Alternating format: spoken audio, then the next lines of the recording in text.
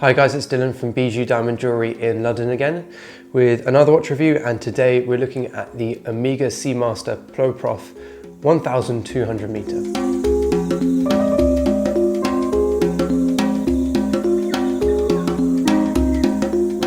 As always with my reviews, I like to go back in time and see where the watch originated. So if we go back to 1948, which is when Omega released the Seamaster, that was one of their biggest watches back then and still is probably today one of their biggest sellers. They released the Seamaster as a dive watch for divers to wear underwater so they could monitor how long they'd spent underwater and then be able to gauge their decompression stops as well. But the standard Seamasters that they made only went down to 300 meters, which is still very good. Omega wanted to offer something that was slightly more durable than the standard Seamaster and something that could go to even greater depths. So in 1971, Omega released the Ploprof, which is basically what we're looking at here today.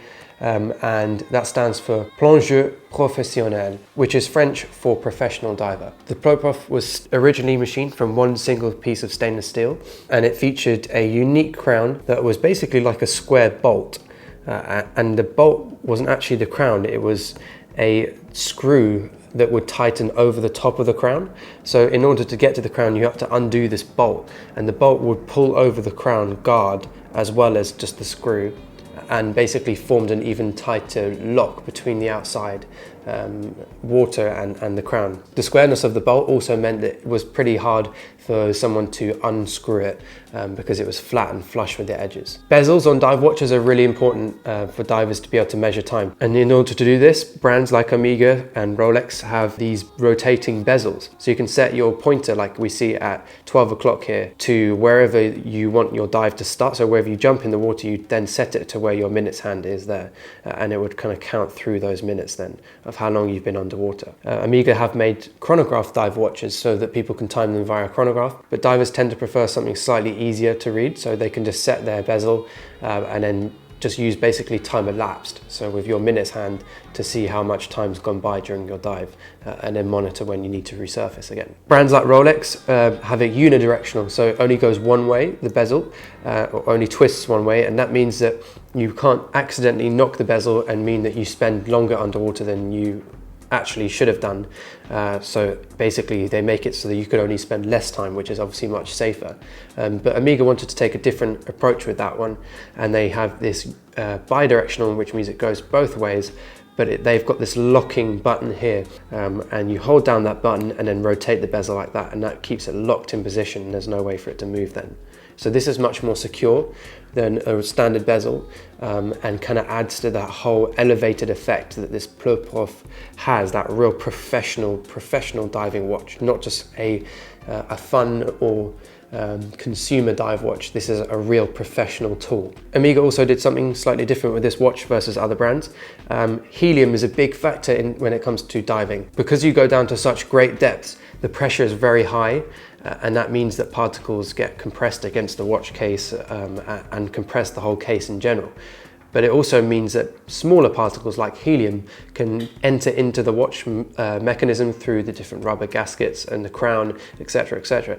And then when they enter inside the watch, there's no damage caused because it's just a gas, but then when you resurface again, there's a disparity in pressure.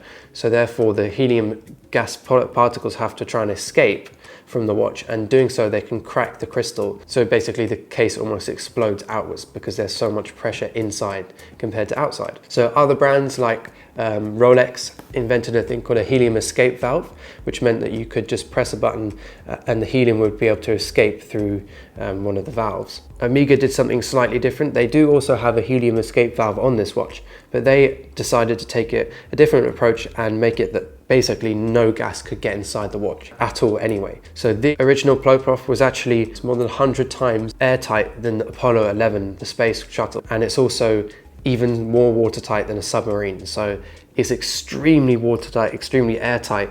Basically they made it that nothing could get in. And if it did, then it would be very, very small amounts of helium. So basically this is the ultimate dive watch. The only thing that I find a little bit disappointing about this watch is it only offers 1200 meter depth, which is obviously a lot, but if you look at the Rolex Sea Dweller, for example, which is their step up from the Submariner. That's not particularly, well, industrial looking like this. It doesn't look quite as chunky and heavy as this, yet it can do greater depth dives than this can. And then we can look at the deep sea, which goes even further, and then we can look at the deep sea challenge, which goes down to 10 times the depth of this. This goes to 1200 meters, and that goes to 12,000 meters. So in terms of dive technology and ability to go to really deep depths, this isn't actually a massive winner in terms of that. It's very chunky and maybe a little bit over chunky for what it really is and what it can achieve. But the watch isn't just about dive depths. This is actually a really useful piece for a diver, especially a professional diver. Those heavy duty crown, that real strong, I mean, the case is so heavy, it feels incredibly solid. You look at this watch and you know straight away that this is a tool. And it's there to do a job, and no matter what, you know, it's never going to fail you, basically. It looks incredibly solid. There is a real sense of quality about this watch that you don't get from some of the Rolex dive watches. The rubber strap even feels incredibly solid, really nicely made, much better than the Hublot rubber straps. I think it's funny that the crown is on the opposite side, but I suppose once you're down diving at depths, you want to be able to have that movement within your wrist and not have that crown get in your way. And they obviously know that divers aren't going to be changing time underwater, because obviously all the water would get inside your mechanism. I love the big chunky features of this watch. It obviously is really useful for a diver with gloves on underwater. They want to make quick movements, and also the legibility is extremely important on watches, and this watch is extremely legible. It looks great, it's very easy to read. The dial is actually quite small in comparison to the rest of the watch, which is a bit strange, but this orange hand, and obviously all the hands and the indexes have Loom as well. It's obviously very important for a diver to be able to read the watch when he or she is at very deep depths and there's limited light down there. It's obviously still important that the watch can display how much time you've got left for your dive, no matter what depth you're at and light level. The Loom on this watch is Supernova. It's very bright Loom, it's brilliant, but it's different to what they used to do with Loom watches. They used to have radium and radioactive materials, because that always used to glow, but then they used this Loom stuff like Supernova material that basically only glows when it's been exposed to light, so it sort of collects light, which is obviously much safer than having radioactive material inside your watch. The crown has changed on this watch since the original one.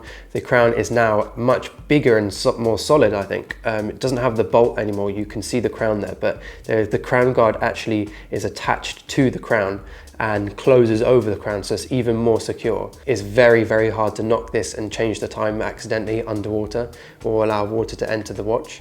The bezel rotating pusher on the top right that we see, that's also changed. That's now made of metal rather than the plastic.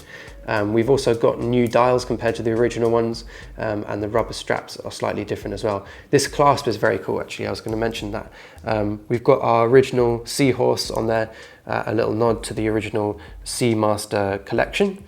And we've got, if we look inside the clasp, this push button here, and it means that we can adjust the clasp really easily, which is great if you've got gloves on and you need to put it over the top of a dive suit. Much better, I think, than the Rolex Glide Lock clasps. There's a real aura of quality and strength about this watch. It just feels heavy and it's there to do a job. Do I think I'd wear this every day? Probably not. And would I own this? No, probably not. It's a very specialist tool. I think for people who really appreciate Omega's history, then this is a brilliant watch. And if you get it, then you get it, because it's, you know, it's a very unique looking piece, and it does look like the 70s kind of, you know, real big, chunky, over the top. It's a little bit action man-y in a way, but it's a very impressive looking piece. I don't do diving. I used to have a Submariner, but that was, you know, that's really easy to wear every day as well, because it's much smaller.